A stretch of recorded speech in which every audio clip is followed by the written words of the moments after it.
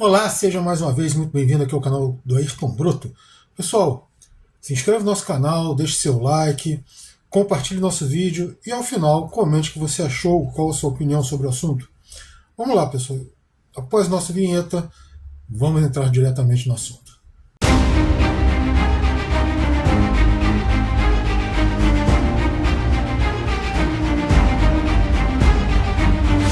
Bem, o tema que nos traz aqui hoje é o discurso de Lula na ONU. Muita gente já falou sobre isso, eu vou falar também. Como eu já disse, não esperem, não sei, em casos excepcionais, vídeos quase que ao tempo e à hora. Primeiro, porque não tenho exatamente tempo para isso, e segundo, porque eu gosto de sedimentar as ideias antes de comentar.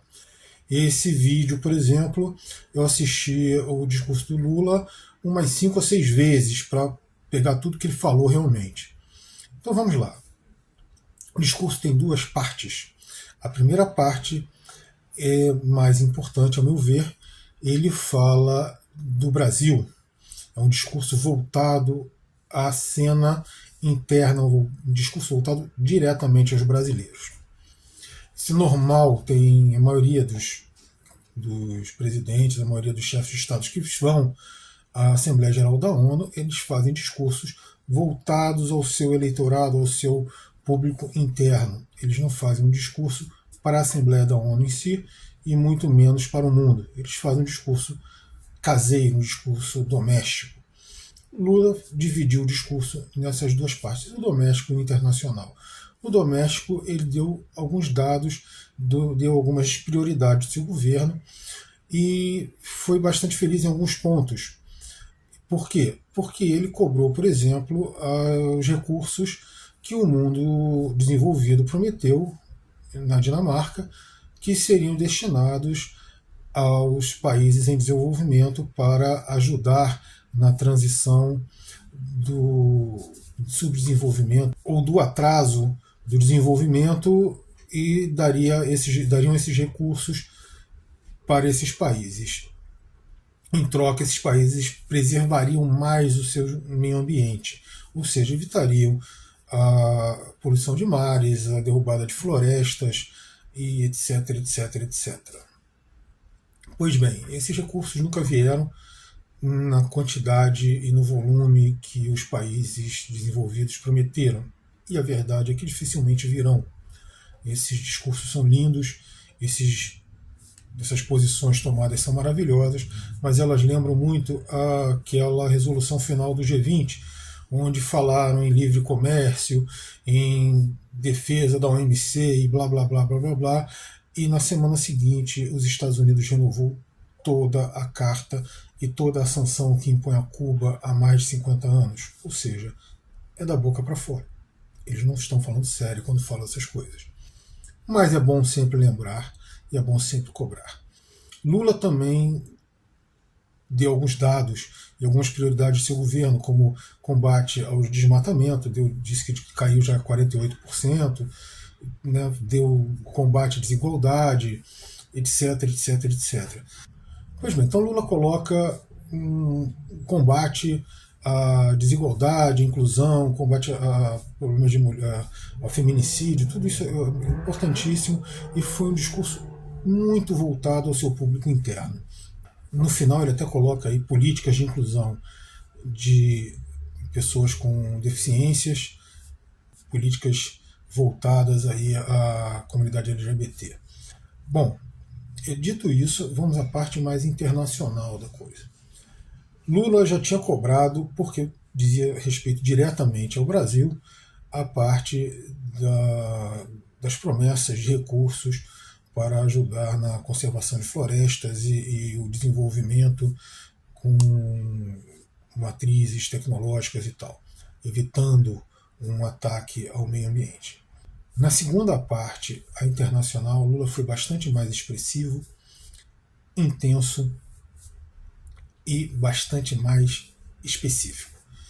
Ele cobrou a transferência de tecnologias que possam ser amigáveis ao meio ambiente, ele cobrou a fim de barreiras alfandegárias aos países em desenvolvimento para que eles possam buscar um desenvolvimento sustentável.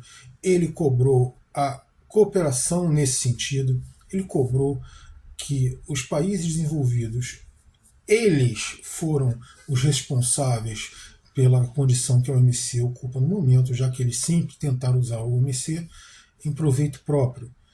E toda vez que a OMC mostrava que eles estavam indo contra as suas resoluções, eles simplesmente ignoravam ou davam um jeito de burlar essas resoluções. Então, assim, todo esse caminho que nos trouxe até esse mundo extremamente dividido, extremamente conflituoso de hoje, não tem outros responsáveis que não os países mais desenvolvidos. E Lula também cobra uma nova ONU, uma nova OMC, novas organizações internacionais que atendam não só aos interesses dos países desenvolvidos, mas que sirvam como um palanque de debate para os problemas do mundo e a resolução de conflitos. Ele condenou veementemente a guerra, ele condenou veementemente a desigualdade, colocou a desigualdade como ou talvez o principal dos motivos que nos levem a todos esses problemas, e isso é algo muito antigo. Na verdade, isso é algo do início do século passado. A primeira organização internacional de relevância foi a OIT, a Organização Internacional do Trabalho. Ela foi fundada após o fim da Primeira Guerra Mundial e justamente na sua carta fundadora, nas suas bases, está a declaração de que a desigualdade é um dos pilares que levam aos conflitos entre os seres humanos. E a OIT está ali justamente para combater esta desigualdade, não só dentro das próprias sociedades, mas entre as sociedades que compõem o mundo. Ou seja, diminuir as desigualdades dentro dos países e entre os países. Por quê? Porque quando eu estipulo padrões mínimos aceitáveis para determinada categoria de trabalho, para determinadas faixas da população, para toda uma população e todas as populações, eu estou nivelando, pelo menos que por baixo, né, com o mínimo, as condições de competitividade, as condições que a produção vai se dar. O problema é que a União Europeia, depois até ela assinou e aceitou de bom grado essas normas.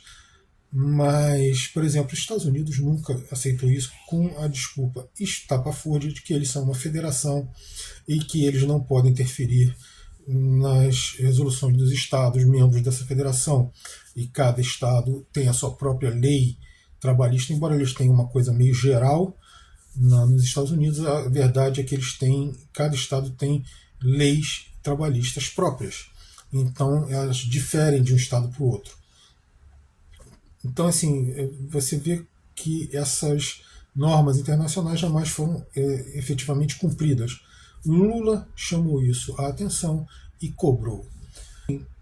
Eu achei o discurso bastante interessante, bastante bom. Eu só faço a seguinte ressalva quanto ao discurso de Lula. Lula falou do neoliberalismo, Lula falou das aberrações, da destruição das condições de trabalho das pessoas, dos trabalhadores, de quanto isso é ruim para a competitividade e para a própria qualidade de vida das pessoas. Mas eu lembro que o Brasil sofre ataques às condições de vida das pessoas, às condições de trabalho e todas essas coisas que Lula falou, ao neoliberalismo, sofre esses ataques há 30 anos, inclusive pelo partido e pelos governos de Lula, que promoveu reforma da Previdência outra vez. Isso no governo de Lula e do PT. Foi uma reforma da Previdência, depois promoveu outra reforma da Previdência. Nunca desfez nenhum dos ataques cometidos por outros governos às condições de trabalhadores e ao patrimônio público nacional, porque isso também interfere na condição de vida das pessoas. Então, o que Lula faz e o que Lula fala tem um abismo entre essas duas coisas. Lula precisa aproximar mais o seu discurso da sua prática. Ele é o chefe de governo. Ele indica o ministro da Fazenda. Ele deve ser a pessoa a indicar a política econômica. Mas ele não faz isso. Né? Então é isso aí, pessoal. Valeu pela presença de todos aqui e até o nosso próximo vídeo.